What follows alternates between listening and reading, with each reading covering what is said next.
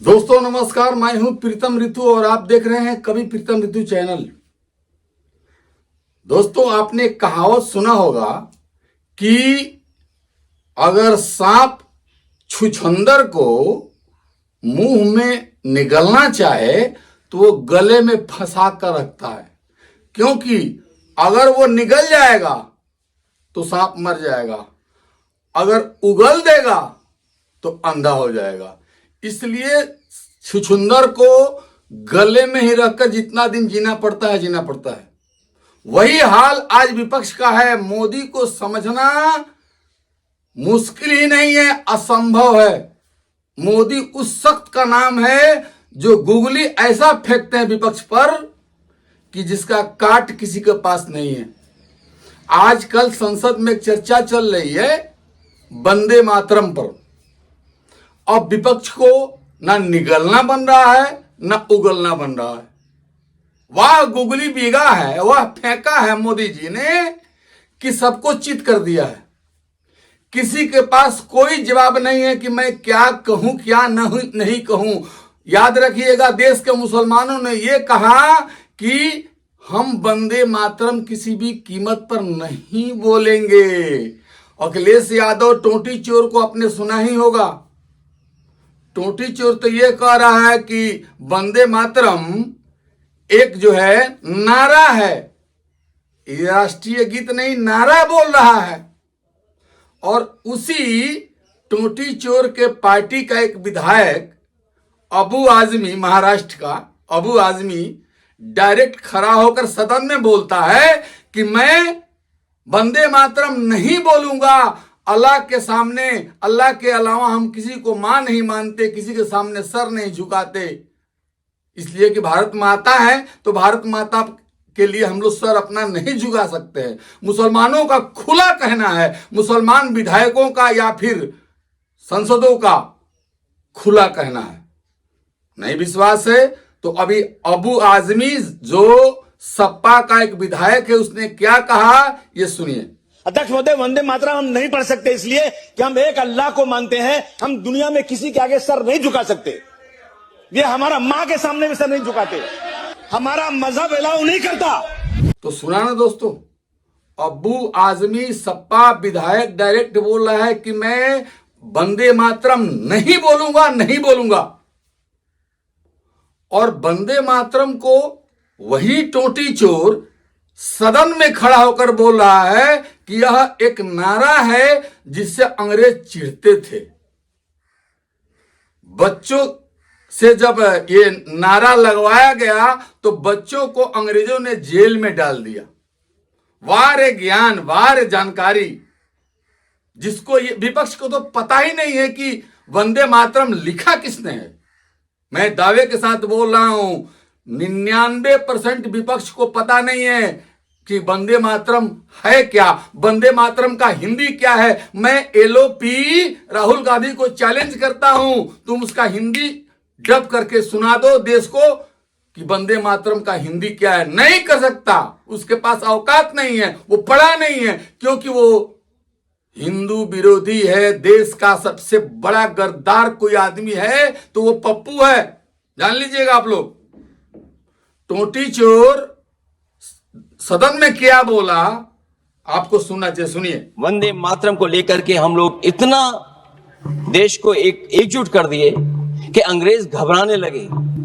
और जब अंग्रेज घबराने लगे तो जहां कहीं भी वो देखते थे कि ये नारा लग रहा है, वहां पर देशद्रोही का कानून लगाकर लोगों को जेल भेज देते। ये भी इतिहास है कि जिस समय बंगाल में बच्चों ने गाना गाया, इस गीत को अपने क्लासरूम में गाया, उस समय भी अंग्रेजों ने उनके खिलाफ मुकदमा लगा के उन्हें जेल भेजने का काम किया। ये वंदे मातरम अंग्रेजों ने बैन भी कर दिया। 1905 से लेकर के 1908 तक बैन कर दिया गया, और बैन के बाद भी लोग माने नहीं, हमारे क्रांतिकारी लोग माने नहीं, और वंदे मातरम को हमेशा उन्होंने अपने दिल और दिमाग में रखा और जनता के बीच में इस आंदोलन को आगे बढ़ाते रहे। तो सुना ना दोस्तों, विपक्ष तुष्टीकरण में पढ़कर वंदे मातरम, आप गवा लीजिए किसी विपक्ष के नेता से, ममता बनर्जी हो या फिर तेजस्वी यादव हो या फिर अखिलेश यादव हो या केजरीवाल हो, ये सब लोग तुष्टीकरण में पढ़ करके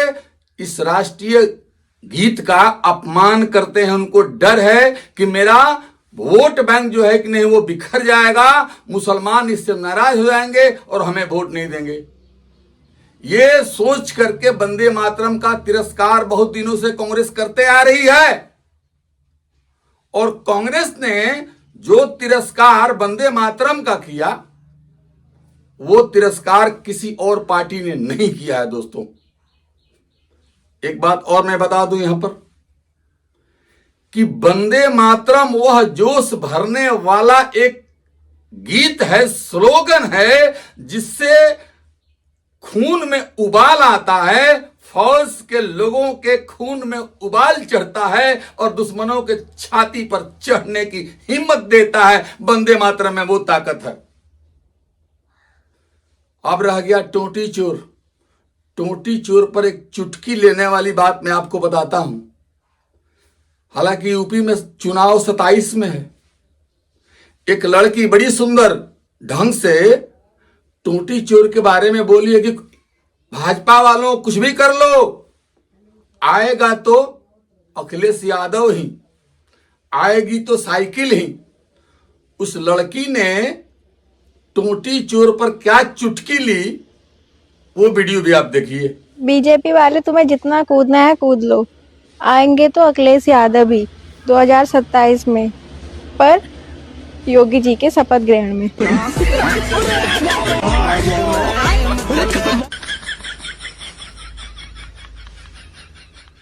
तो दोस्तों, सुना ना आपने, बात उसने सही भी कहा है कि कुछ भी कर ले अखिलेश यादव, कुछ भी कर ले राहुल गांधी, कुछ भी कर ले तेजस्वी यादव, कुछ भी कर ले ममता बनर्जी, कुछ भी कर ले शरद पवार से लेकर के उद्धव ठाकरे, दुनिया का ये देश के जितने विपक्षी लोग हैं, कुछ भी एबीसीडी कर ले, उनको सत्ता में नहीं आने दिया जाएगा तो नहीं आने दिया जाएगा। ये एकदम आपको लिख कर रखना है कि 2047 तक भाजपा को कोई हिलाने वाला इस देश में पैदा ही नहीं हुआ है, न होगा। अभी मोदी जी के बाद एक और नाम है जो जैसे ही आएगा सत्ता में, वो सबकी हेकड़ी पिछवाड़े से भाप निकाल देगा, जिसका नाम है आदित्यनाथ योगी। ध्यान रखना विपक्षियों, चमचों, अरे तलवा चाटने वाले कांग्रेसियों, याद रख लेना, इसके बाद मोदी जी के बाद नंबर है आदित्यनाथ योगी का, जो तुम लोगों के पिछवाड़े से भाप निकलेगा। नाम सुनते ही आज भी निकलता है, देख लेना, अपना अपना पिछवाड़ा चेक करवा लेना, तुम लोगों का भाप निकलता है। क्योंकि सारे देशद्रोहियों का, गद्दारों का, जिहादियों का बाप है, जिसका नाम है योगी आदित्यनाथ। याद रख लेना, सलाह दे रहा हूं। मोदी तो थोड़ा छोटा डंडा करता है और योगी के पास बहुत बड़ा डंडा है। चलिए दोस्तों, मिलते हैं अगले एपिसोड में, तब तक के लिए नमस्कार।